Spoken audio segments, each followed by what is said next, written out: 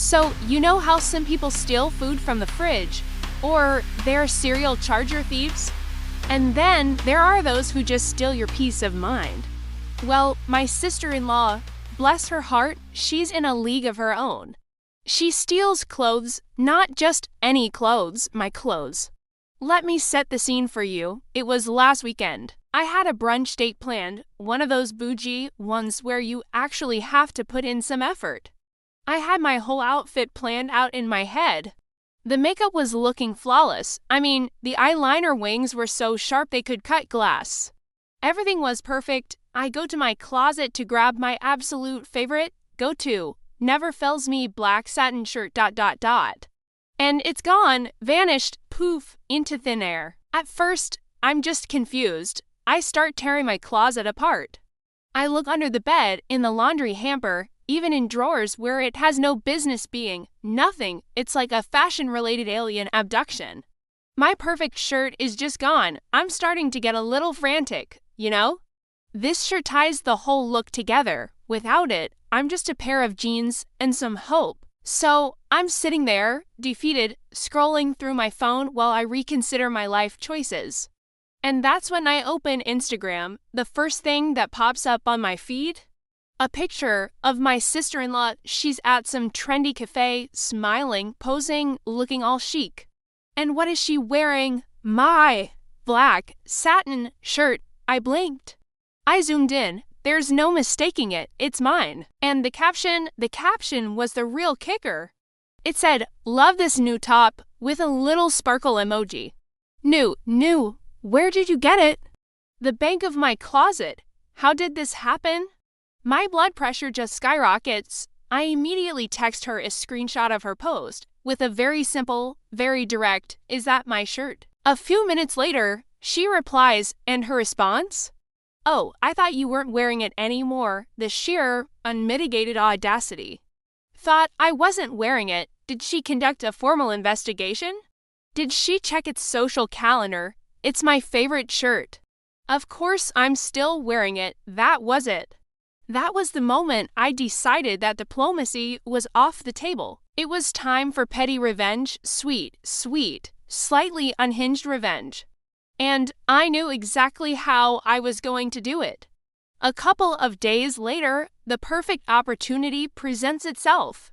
She goes out, and in her haste, she leaves her bedroom door unlocked.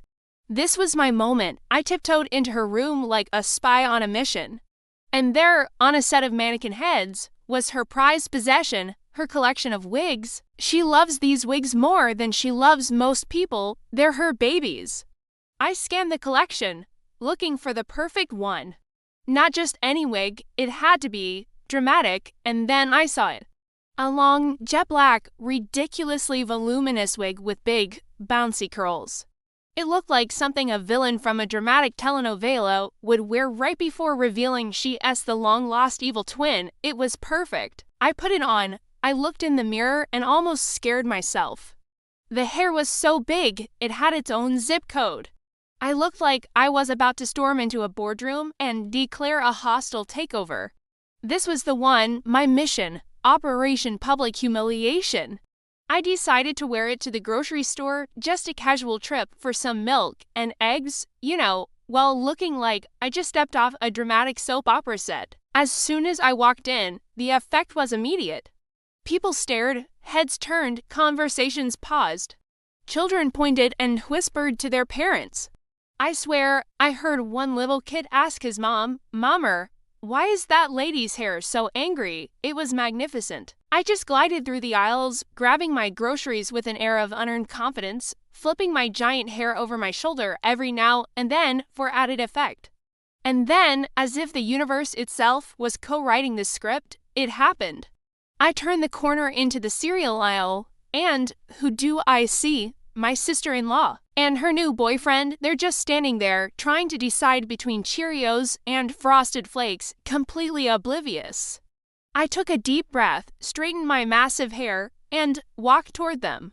"Hey guys," I said, with the biggest, most innocent smile I could muster.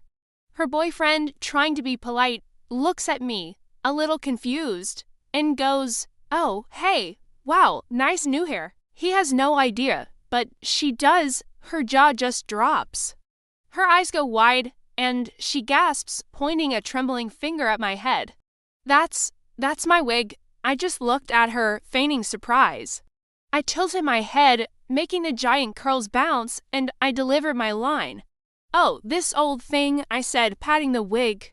"I just thought you weren't using it." The look on her face was a masterpiece, a perfect blend of shock, horror, and the slow, dawning realization that she had been outpettied.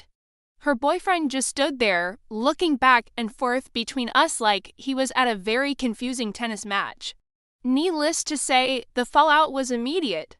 She started telling everyone in the family that I went out of my way to embarrass her in front of her boyfriend, that I was childish and vindictive, but here's the thing, she stole my favorite shirt, wore it, and then posted a picture of it online claiming it was hers. So I have to ask you, the internet jury, am I the bad guy here? Was I wrong to stoop to her level?